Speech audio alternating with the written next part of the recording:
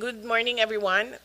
Presenting the highlights and salient features of the OVP budget under fiscal year 2026 National Expenditure Program, or the NEP. The budget, the Department of Budget and Management has recommended a budget of 902,895,000 for fiscal year 2026 vis-a-vis the 942,038,000 of the proposal of the Office of the Vice President. The amount recommended is 21.33 higher than the fiscal year 2025 budget as appropriated. The proposed budget will cover personal services or PS, maintenance and operating expenses or MOOE, and capital outlay. For the PS, the recommended budget for fiscal year 2026 is 212,538,000, which is 23.54% of the total budget.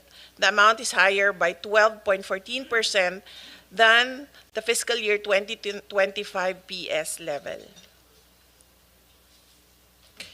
Personal services cover salaries, benefits, and allowances of 162 filled positions. It also includes the special duty allowance for military and uniformed personnel and salary for non-permanent positions.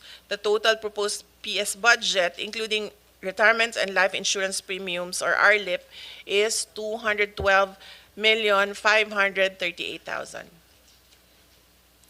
For the MOOE, the recommended budget is 673,753,000, which is 74.62% of the total budget. The amount is based on the DBM Tier 1 MOOE level of 654,527,000, plus additional Tier 2 requests of 19,226,000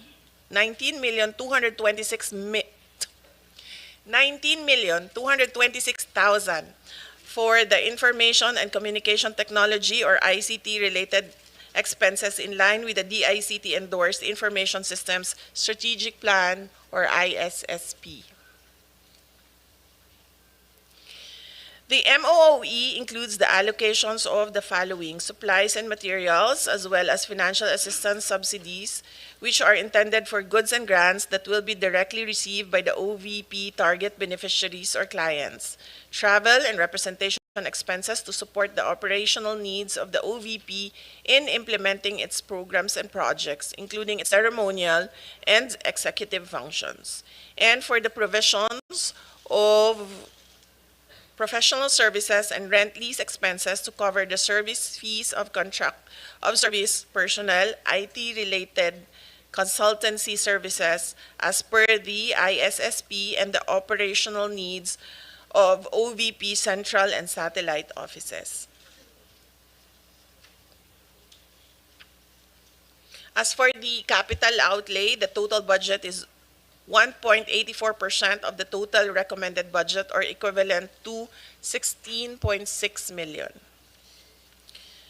The recommended capital outlay covers the procurement of various information and communication technology outlays consistent with the ISSP.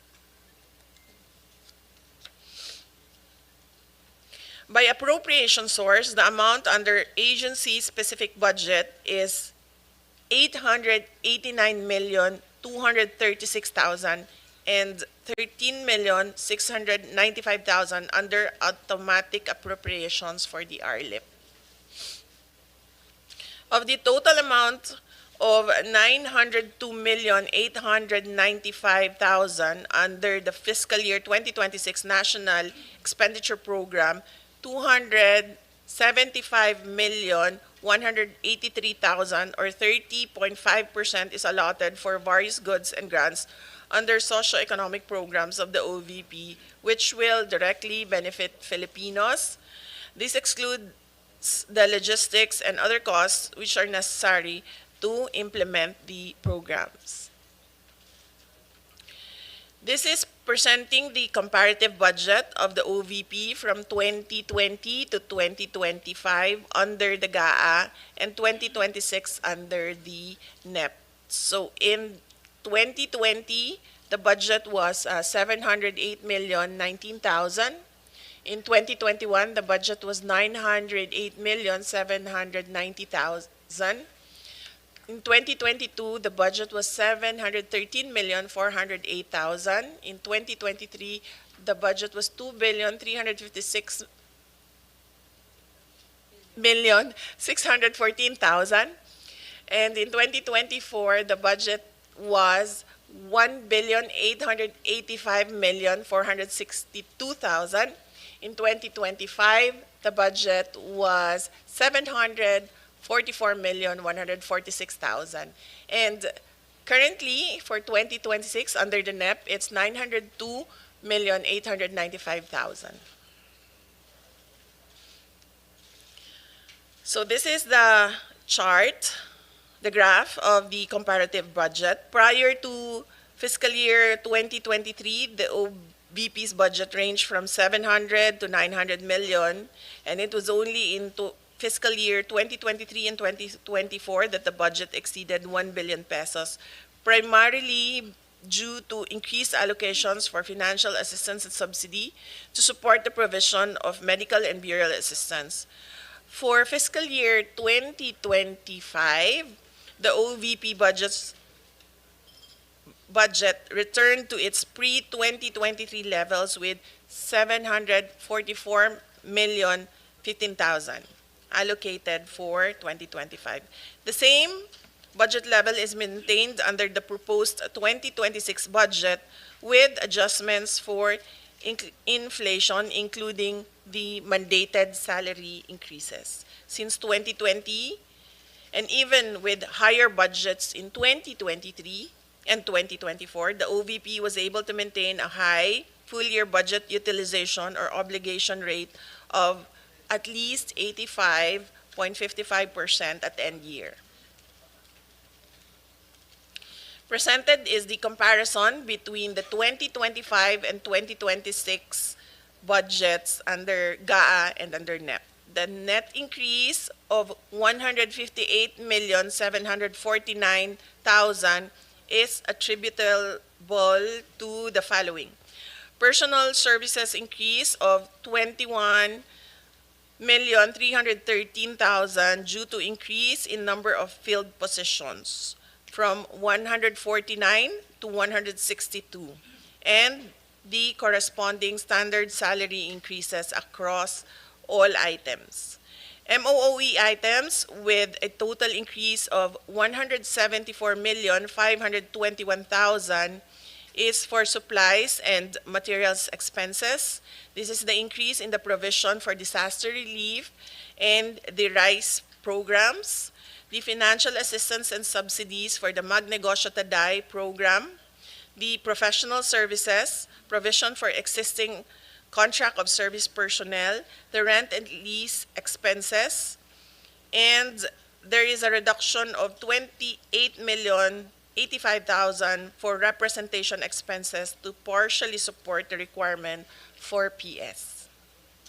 For capital outlay, there is a decrease in the amount of 39,796,000 in fiscal year 2026. In fiscal year 2026, included a lower portion for ICT equipment. In addition, fiscal year 2025 included budget for purchase of 4 motor vehicles and other machinery and equipment. There's also an increase in 2.7 million in retirement and life insurance premiums, which is mandatory under the GSIS contributions. So these are the accomplishments of the Office of the Vice President. As the second highest office in the land, the OVP aims to promote the welfare of every Filipino in line with its vision to create lasting impact on the lives of every Filipino people through its socio-economic programs and services. Since 2022, the OVP has implemented the following programs: The Pagbabago, A Million Learners and Trees campaign, the disaster response operations, relief for indigents and individuals in crisis and emergencies, or RICE, You Can Be VP, Libreng Sakay, Kalusugan Food Trucks and Pansarap, Magnegosyo Taday, and the medical and burial assistance. The OVP programs are implemented in the central office and through 10 satellite offices and 1 extension office, which continue to operate in key areas in Luzon, Visayas, and Mindanao to provide Filipinos with immediate access to the services provided by the Office of the Vice President. In Luzon, we have the Cagayan Valley Satellite Office located in Kawayan City? Kawayan City, Isabela. In Pangasinan Satellite Office, we have the office located in Dagupan City. And for the Bicol Satellite Office, we have the office in Legazpi City. In Visayas, for the Cebu, Bohol, and Siquijor Satellite Office, it is located in Cebu City. And for Eastern Visayas Satellite Office, it is located in Tacloban City. And for the Panay and Negros Islands Satellite Office, it is located in Bacolod City. And in Mindanao, for the Caraga Satellite Office, it is located in Butuan City. In Southern Mindanao, it is located in Davao City. And for BARM, it is in Cotabato City. And for Western Mindanao, it is in Zamboanga City.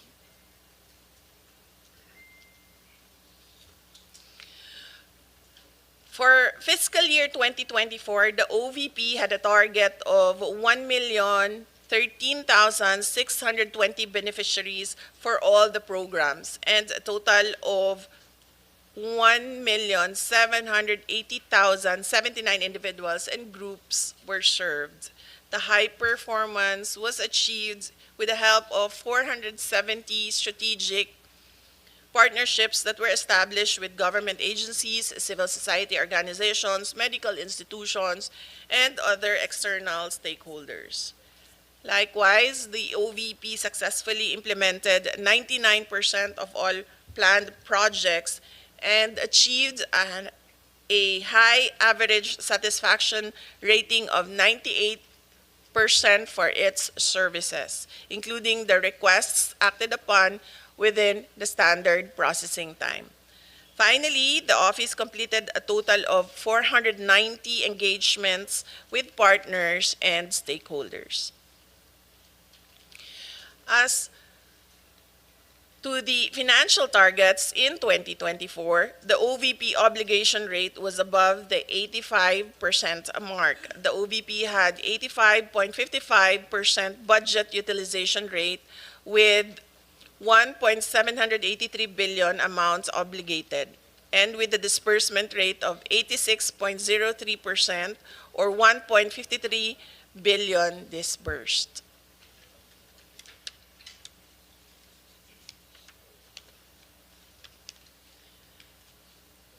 For fiscal year 2025, the OVP has continued the implementation of its flagship programs designed to provide the Filipino people with access to basic social services, with a target of 1,047,935 beneficiaries for the year, a total of 595,757 individuals, or 57% of the target, were served across all OVP programs and services during the semester.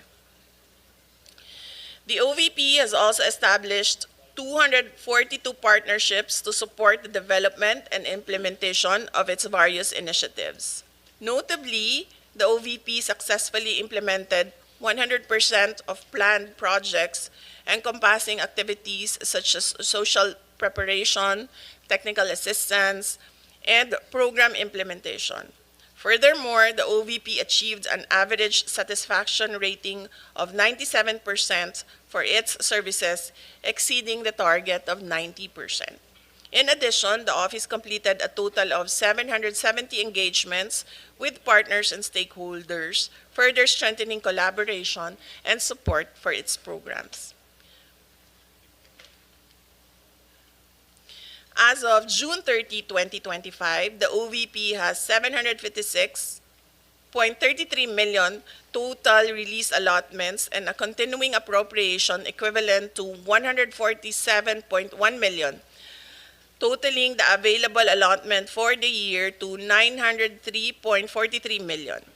For the first semester, the OVP has already obligated 34.3% of the available allotment received, equivalent to 309.69 million, and with a disbursement rate of 66.8% or 206.83 million.